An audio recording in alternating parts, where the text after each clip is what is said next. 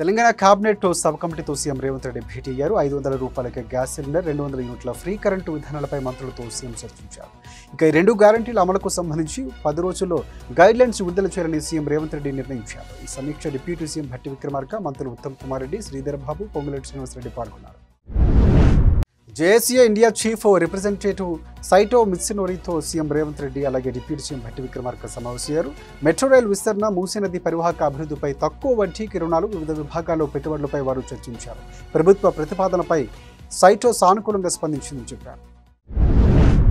సచివాలయంలోని revenue శాఖ కార్యాలయంలో మంత్రి పొంగులేటి శ్రీనివాసరెడ్డి ఆకస్మికంగా తనిఖీలు చేశారు. సిబ్బంది హాజరు పట్టినే పరిశీలించిన పొంగులేటి ఆలస్యంగా రావడంపై ఆగ్రహం వ్యక్తం చేశారు. జవాబుదారీగా ఉండాల్సిన ఉద్యోగులు విధులను నిర్లక్ష్యం చేయడంపై మండిపడ్డారు.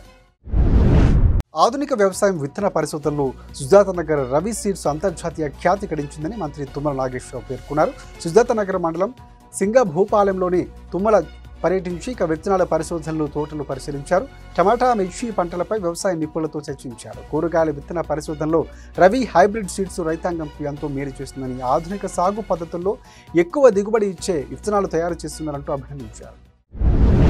కరీంనగర్ జిల్లా శంకరపట్నం మండలం కొత్తగట్టు గుట్టపై వెలిసిన శ్రీ మత్స్య గిరీంధర స్వామిని మంత్రి పొన్నం ప్రభాకర్, ఎమ్మెల్యే కవంపల్లి సత్యనారాయణతో కలిసి దర్శించుకున్నారు. స్వామివారికి ప్రత్యేక పూజలు నిర్వహించి ఆలయ అర్చకుల ఆశీర్వచనం అందుకున్నారు.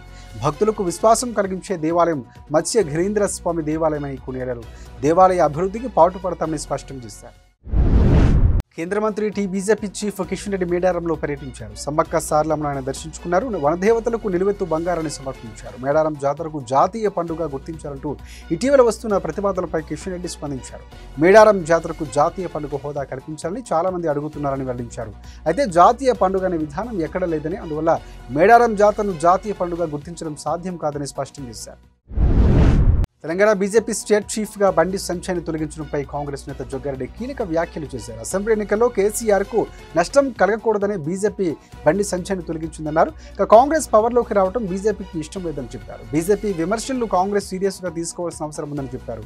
అవసరం లేదని కూడా వ్యాఖ్యానించి వెల్లడించారు. ఇక దీపాదాస్ మున్షి, మాణిక్రావు ఠాక్రేలు విమర్శించే స్థాయి బీజేపీ నాయకులకు లేదని అన్నారు. అసెంబ్లీ ఎన్నికల ఓటమితోనే బీజేపీ నాయకుల మైండ్ బ్లాక్ అయిందని చెప్పారు.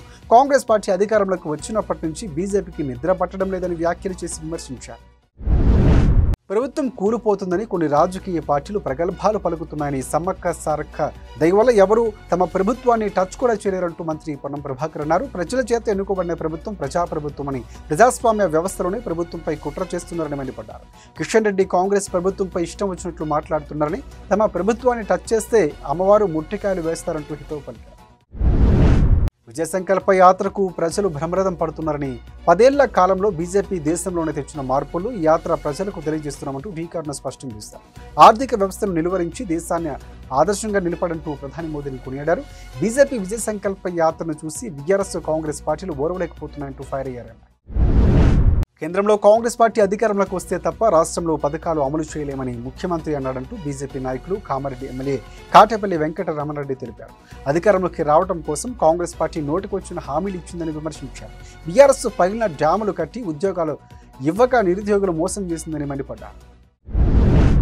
హైదరాబాద్లో డ్రగ్ కంట్రోల్ బ్యూరో అధికారులు సోదాలు చేపట్టారు. 9 బ్లడ్ బ్యాంకుల్లో డ్రగ్ కంట్రోల్ బ్యూరో తనిఖీలు చేపట్టింది. దిల్సుఖ్ నగర్, మలక్పేట్, చైతన్యపురి, లక్డీకాపూర్, హిమాయత్ నగర్, సికింద్రాబాద్, మెహదీపట్నం, మల్కాజ్గిరిలో సోదాలు చేపట్టారు. బ్లడ్ బ్యాంకుల్లో నాసిరకం వస్తువులు గుర్తించారు. బ్లడ్ సేకరణలోనూ నిర్వాహకులు నిర్లక్ష్యం చేస్తున్నట్లు అధికారులు గుర్తించారు. ఈ మేరకు పలు బ్లడ్ బ్యాంకులకు షోకాజ్ నోటీసులు జారీ చేశారు అధికారులు. హైదరాబాద్ గన్ పార్క్లో రాష్ట్ర సర్పంచుల సంఘం జేఏసీ ఆధ్వర్యంలో నిరసనలు చేపట్టారు. గ్రామ పంచాయతీలో సర్పంచులు చేసిన అభివృద్ధి పనులకు బిల్లులు చెల్లించాలని డిమాండ్ చేశారు. సీసీ రోడ్లు, రైతు వేదికలు, శ్మశాన వాటికలు నిర్మించి గ్రామాల్లో అభివృద్ధి చేశామని, చేసిన పనులకు నిధులు మంజూరు చేయలేదని అన్నారు. ఇప్పటికైనా స్పందించి నిధులు విడుదల చేయాలని వారు డిమాండ్ చేశారు. మాజీ ఎంపీ వినోద్ కుమార్ను విమర్శించే స్థాయి కాంగ్రెస్ పార్టీకి లేదని బీఆర్ఎస్ పార్టీ మాజీ అధికార ప్రతినిధి హరిప్రసాద్ అన్నారు. వినోద్ కుమార్పై అసత్య ఆరోపణలు చేస్తున్న కాంగ్రెస్కు వచ్చే పార్లమెంట్ ఎన్నికల్లో ప్రజలే తగిన బుద్ధి చెబుతారని, కాంగ్రెస్ పార్టీ 3వ స్థానానికి పరిమితమవుతుందని తెలిపారు. రాబోయే ఎన్నికల్లో వినోద్ కుమార్ భారీ మెజార్టీతో ఎంపీగా విజయం సాధిస్తారంటూ ధీమా వ్యక్తం చేశారు. జగిత్యాల జిల్లా మల్యాల మండల కేంద్రంలో బీఆర్ఎస్ నేతలు సమావేశమయ్యారు. ముఖ్యమంత్రిగా సీఎం రేవంత్ రెడ్డి విఫలమయ్యారని, అధికారం కోసం తెలంగాణ ప్రజల మనోభావాలు దెబ్బతీస్తున్నారని విమర్శించారు. ప్రజల్లో 6 గ్యారంటీ పథకాలను మభ్యపెట్టి అధికారంలోకి వచ్చారని దుయ్యబట్టారు. బండి సంజయ్ జిల్లాకు ఏం తెచ్చారో చెప్పుకుంటూ విజయ సంకల్ప యాత్ర చేపట్టారని డిమాండ్ చేశారు బీఆర్ఎస్ నేతలు. పెద్దపల్లి జిల్లా గోదావరి ఖనిలోని గోదావరి నది సమీపంలో జనగామ శ్రీ సమ్మక్క సారలమ్మ జాతర అత్యంత వైభవంగా జరుగుతుంది. భక్తుల కోలాహలం మధ్య సారలమ్మ గద్దెలపైకి చేరుకుంది. డప్పుడోలు వాయిద్యాలతో శివసత్తుల పూనకాలతో పోయే పూజారులు అమ్మవారిని గద్దెపైకి తీసుకొచ్చారు. దాంతో జాతరలోని మొదటి ఘట్టం పూర్తయింది. సారలమ్మ గద్దెకు చేరడంతో పెద్ద ఎత్తున భక్తులు వనదేవతలను దర్శించుకుని మొక్కులు సమర్పించుకుంటున్నారు. కొమరంభీం ఆసిఫాబాద్ జిల్లా తిర్యాని మండలం అరటిపల్లి స్టేజ్ వద్ద కొలువై ఉన్న శ్రీ సమ్మక్క సారలమ్మ జాతర అట్టహాసంగా కొనసాగుతుంది. మొక్కులు తీర్చుకోవడానికి భక్తులు అధిక సంఖ్యలో ఆలయానికి పోటెత్తారు. అడవి ప్రాంతంలో నుంచి సారలమ్మ దేవతలు పూజారులు బామగోని సత్యగౌడ్, కరిగంటి బాపు కోయ పూజారులు సహాయంతో గద్దెపైకి తీసుకొచ్చారు. అత్యంత భక్తి శ్రద్ధల మధ్య భక్తులు సారలమ్మకు పూజలు సమర్పిస్తున్నారు. పటాన్చెరు నియోజకవర్గం అమీన్పూర్లోని తెలంగాణలో మినీ మేడారంలోగా చెప్పుకునే సమ్మక్క సారలమ్మ జాతర ఉత్సవాలు ఘనంగా కొనసాగుతున్నాయి. పార్టీలకు అతీతంగా వివిధ పార్టీల రాజకీయ నాయకులు హాజరై అమ్మవారికి మొక్కులు చెల్లించుకుంటున్నారు. ఉత్సవాలు ఎలాంటి అవాంఛనీయ ఘటనలు జరగకుండా పోలీసులు కట్టుదిట్టమైన భద్రత ఏర్పాట్లు చేశారు. సంగారెడ్డి జిల్లా సదాశివపేట పట్టణ శివార్లో ప్రభుత్వ భూములు ఎలాంటి అనుమతులు లేకుండా మట్టిని ట్రాక్టర్ల ద్వారా రెవెన్యూ అధికారులు పట్టుకున్నారు. జేసీబీ సాయంతో మట్టిని తవ్వి ట్రాక్టర్ల ద్వారా తరలించి అమ్ముకుంటున్నారన్న సమాచారంతో అధికారులు తనిఖీలు చేశారు. సోదాల్లో భాగంగా జేసీబీ ట్రాక్టర్లు స్వాధీనం చేసుకుని సీజ్ చేశారు. అక్రమంగా మట్టి తవ్వకాలు చేపడితే తగిన చర్యలు తీసుకుంటామని రెవెన్యూ అధికారులు హెచ్చరించారు.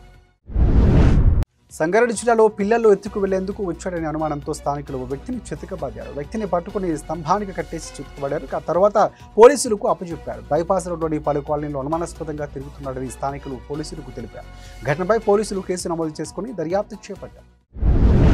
బిగ్ బాస్ ఫేమ్ ప్రముఖ యూట్యూబర్ షణ్ముఖ్ జశ్వంత్ గంజాయితో పోలీసులకు చిక్కారు. షణ్ముఖ్ జశ్వంత్ అన్నయ్య సంపత్ వినయ్ కోసం పోలీసులు అతడి ఫ్లాట్కు వెళ్ళగా ఆ సమయంలో గంజాయి సేవిస్తూ షణ్ముఖ్ రెడ్ హ్యాండెడ్గా పట్టుబడ్డాడు. దీంతో పోలీసులు అతని అదుపులోకి తీసుకున్నారు. ఏపీకి చెందిన మౌనిక అనే యువతిని సంపత్ ప్రేమించాడని, అయితే ఆమెను కాకుండా మరో అమ్మాయిని పెళ్లి చేసుకున్నాడని బాధితురాలు పోలీసులను ఆశ్రయించారు. దీంతో సంపత్ కోసం పోలీసులు షణ్ముఖ్ ఫ్లాట్కు వెళ్ళగా ఆ సమయంలోనే షణ్ముఖ్ గంజాయి సేవిస్తూ అడ్డంగా దొరికిపోయారు.